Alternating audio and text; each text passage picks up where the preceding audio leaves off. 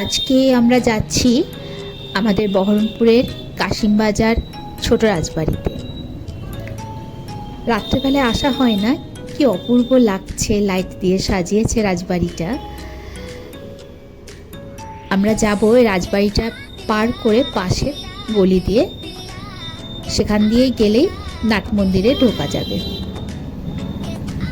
আজকে রাজবাড়িতে আসার মূল উদ্যোক্তা ছিল রুম্পা। ও যেই না বলেছিল যে রাজবাড়িতে জগদ্ধাত্রী ঠাকুর হয়, তো শুনে আমি আর মৌ সঙ্গে সঙ্গে রাজি হয়ে যাই। আমি তো জানতামই না যে রাজবাড়িতে জগদ্ধাত্রী পুজোও হয়।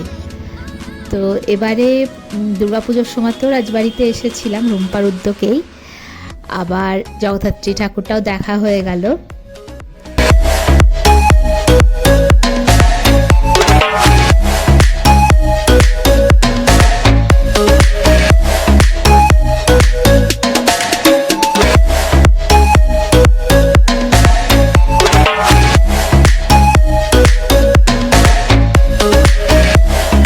প্রতিটা রাজবাড়ির কোনায় কোনায় কত যে ইতিহাস লুকিয়ে রয়েছে, যার কিছুটা জানা অনেকটাই অজানা আমাদের কাছে থেকে যায়, যেটা সকলের কাছে একটা রহস্যের আবরণ তৈরি করে, যে কারণে রাজবাড়ির একটা আলাদাই আকর্ষণ থাকে বলে আমার মনে হয়।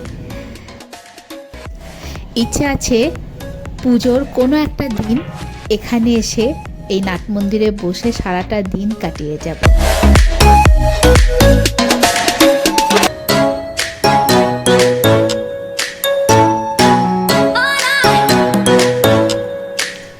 অনেকটা সময় এখানে কাটিয়ে বেশ ভালো মন নিয়ে আমরা বাড়ির উদ্দেশ্যে রওনা দিলাম, এবং ফেরার পথে আরও কয়েকটা ঠাকুর দেখলাম।